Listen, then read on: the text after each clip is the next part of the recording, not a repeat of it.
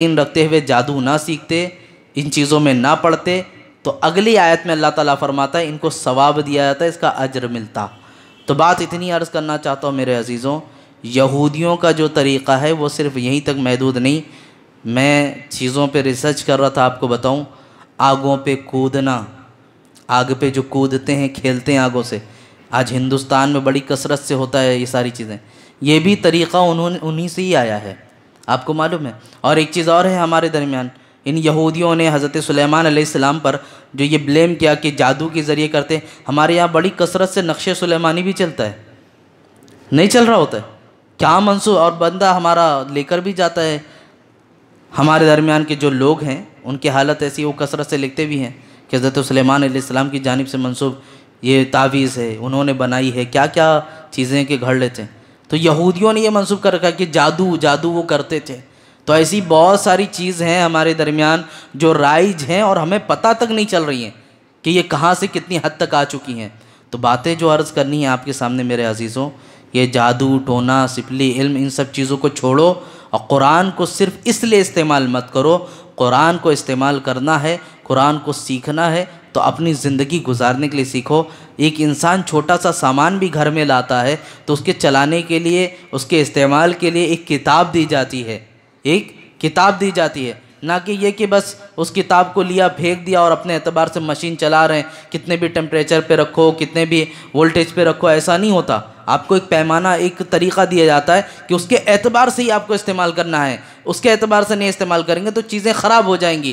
ہماری زندگی، اللہ نے اتنی بڑی کائنات بنائی، انسان کو اشرف المخلوقات بنایا، چاند سورج کو ہمارے لیے مسخر کیا، یہ جانور، یہ زمین، یہ سب چیزوں کو بنا ڈالا۔ ان سب چیزوں کو بنانے کے بعد کیا اس پر گزارنے کے لیے، زندگی گزارنے کے لیے کوئی اصول نہ بنایا ہوگا؟ یہ قرآن کو زندگی گزارنے کا اصول بنا کر دیا گیا کہ تاکہ تم اس کے ذریعے اپنی زندگی کو گزارنا سیکھ لو۔ اچھا قرآن نہیں سمجھ میں آتا تو تمہارے درمیان انبیاء علیہ السلام کو بھیجا گیا ہے، ان کی پرانی امتوں کو بھی تم دیکھ لو، انہوں نے جب ان کی باتیں نہیں سنی تو ان پر عذابات آئے، ان کے لیے کیسے ہٹ دھرمی ہوئی، تو وہ ساری عبرت کے طور پر پیش کی گئی۔ اور تمہارے لیے تو آئیڈیل تمہارے نبی ہیں، ان کو دیکھو، ان کے ذریعے اپنی زندگی۔ قرآن نہیں سمجھ میں آتا، صاحب قرآن کو دیکھ لو، نبی پاک صلی اللہ علیہ وسلم کو دیکھو، ان کی آل کو دیکھو، صحابہ کرام کو دیکھو، اولیاء کرام کو دیکھو، ان کے ذریعے دیکھ کر اپنی زندگی کو گزارنا شروع کرو۔ لیکن ان سب چیز کو چھوڑ کر زندگی کو صرف اس لیے گزارنا اور اللہ کی کتاب کو اس لیے لینا کہ بس دعا تعویذ کے طور پر ہی استعمال ہو،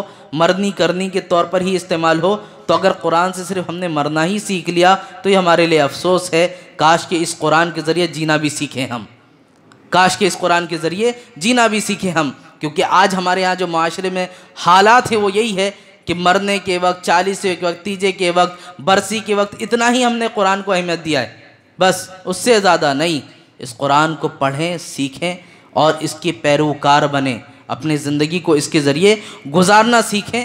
آپ ایک ایک آیت جب پڑھتے ہیں تو اس چیز کو دماغ میں نقش کر لیں۔ یہودیوں کی، بنی اسرائیلیوں کی اتنی صفات و عادت و اطوار میں نے آپ کے سامنے پیش کی ہے کہ کن کن چیزوں پہ انہوں نے ہٹ دھرمی دکھائی، کیا کیا کیا۔ اب ان میں ہم نے ٹٹولنا ہے اپنے آپ کو بھی۔